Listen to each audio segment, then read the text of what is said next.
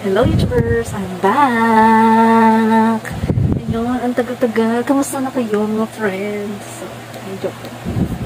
Yun. So for today's video, I'm happy to announce that aside from travel vlogs, unboxing videos, celebrations, and everything, magdadagdag ako ng bagong series. And I'm calling it, I bought it so you don't have to.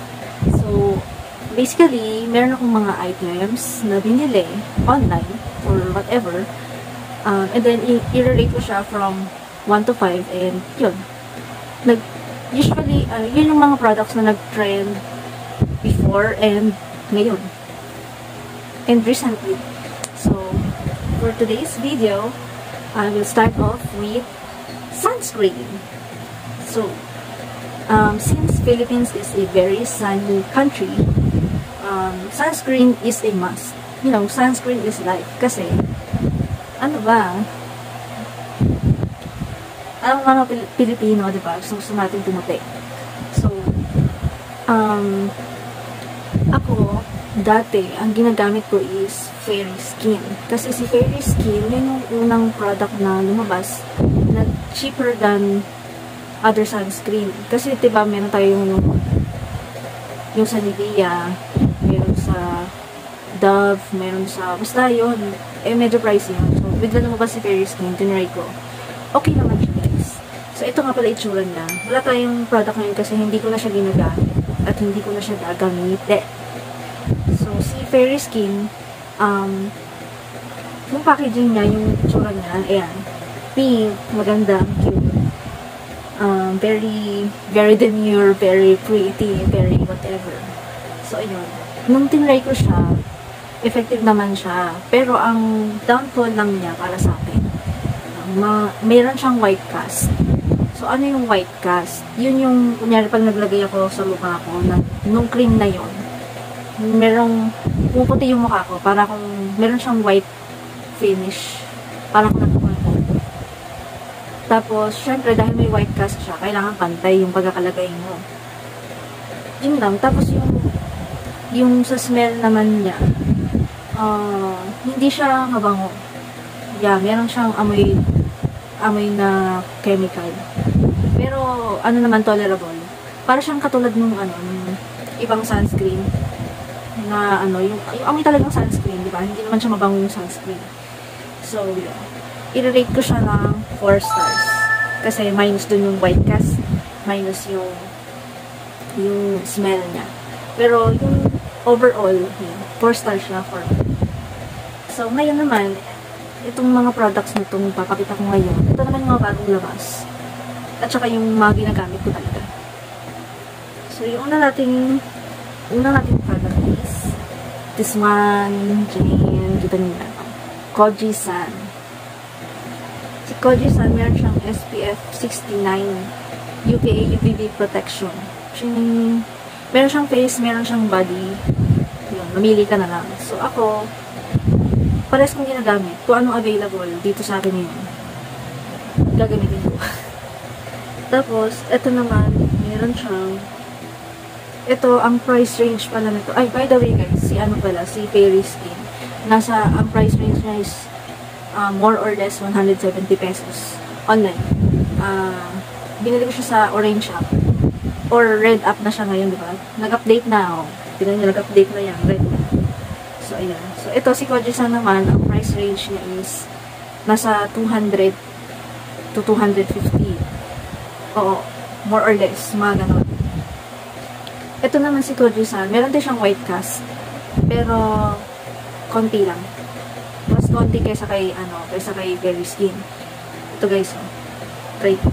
And, smell test. Mas mabango siya kaysa kay Fairy Skin. Mabango siya, hindi siya masyadong amoy sunscreen. Ito yung, ayan o. Ayan guys, may white cast siya, diba? Pero konti lang. Dati nun, pag si Fairy Skin yung nilagay ko sa mukha ko, kitang-kita mo, alam mo, hindi mo lang masabi ko ano yung nilagay ko, pero alam mo may nilagay ako sa mukha ko. Pero ngayon ito, parang konti lang. O, diba? O, ito yung wala. Ito yung meron. Kunti lang naman. Ayan, ito siya, creamy. Creamy siya. Creamy. Ito naman, ang comment ko naman dito kay Koji-san, kapag naarawan, nagiging oily at nagiging watery. Kasi one time, nagpunta kami sa beach, tapos naglagay ako sa travel pack. Yung mas maliit pa dito, naglagay ako. Ay guys, alam nyo ba kung ano nangyari? Nagtubig siya. Tapos naging oily. Tapos medyo nag-leak yung lagayan. So, bakit? Ba't ganon? Kasi nga, ayoko magdala ng madami. Malaki. Kasi, ito, bagay na to sa akin. Kasi gusto ko konti lang talagang dadala ko. So, yun. Naglagay ako sa maliit. So, guys, kung sakali, ito na, hindi ko na siya ililipat kung gusto kong dalhin ito nang hindi nag-i-spill yung oil niya. Yun. Pero, all in all, effective naman siya. Effective naman siya. Tapos, yun nga, wala siyang, hindi masyadong kita yung white kasi niya, konti lang. So, yeah, i-rate ko siya ng 4.5. Yes, mas mataas. Kaya lang medyo pricey. So, yun. Next naman, guys. Ayun, kita nyo, oily na yung kamay ko. Naglagay lang ako ng, Koji-san. So, yan, guys. Ito naman si The Roll. Sunstick to, guys. Ito yung uso ngayon. Yun, na-curious ako and yung ginamit ko siya, like, hulog ng langit, joke. Although, itong sunstick naman, mas mahal siya. Nasa 250 pataas to, online. 250 pataas, o almost 300 na nga yung ibang nakita sa online. So, anyways, ito ang itsura niya. Oh, parang deodorant. Ayun, parang siyang deodorant, and then, yun. Oo nga pala, guys.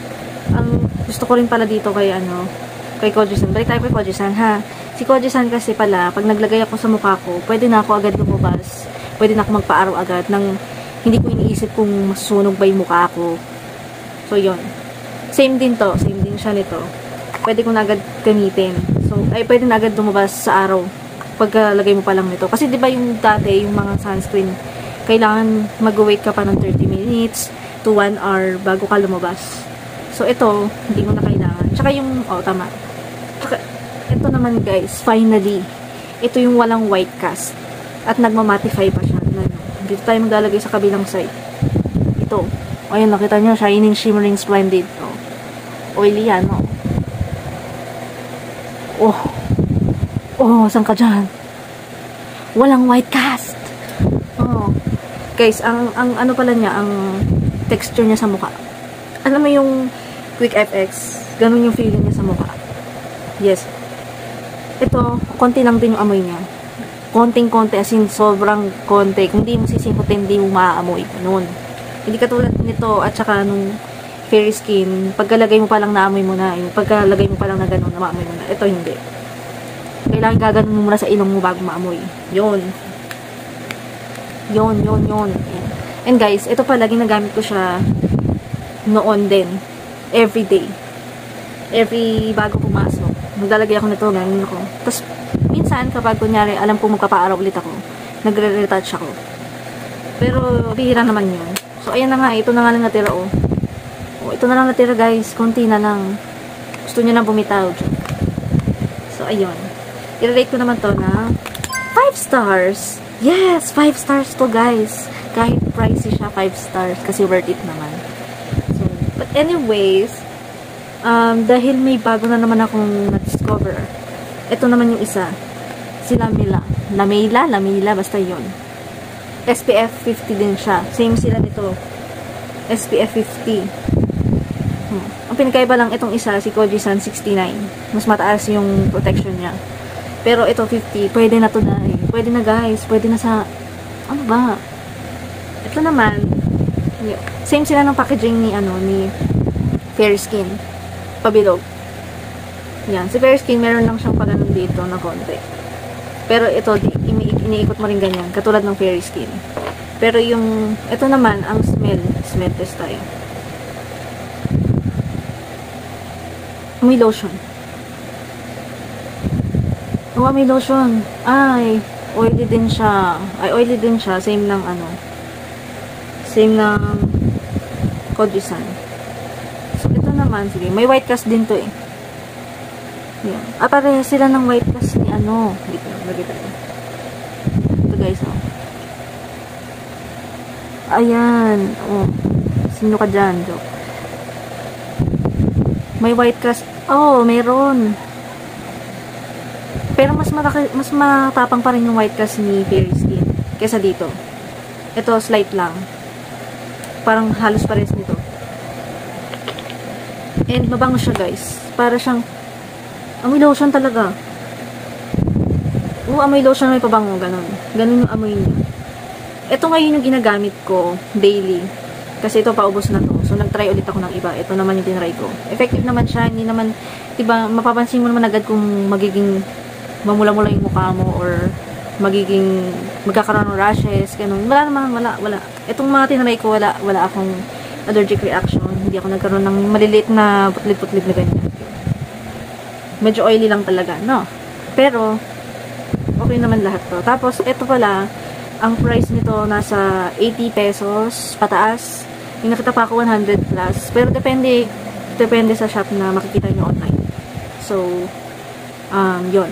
And guys, kung gusto nyo palang bumili ng mga products na ito, dito sa description, maglalagay ako ng links po. Pili lang kayo. No? Check nyo na lang po. I-rate ko naman po ito na 5 stars din. So, yun. Same silang 5 stars. Kasi parehas po silang bet. So, yun lang guys. So, nag-enjoy pa kayo dito sa bagong episode natin. Ulitin ko yung nandito sa description yung mga link nitong mga products na to. Kung gusto nyo rin bumili at i-try. Bye guys! Tcharam!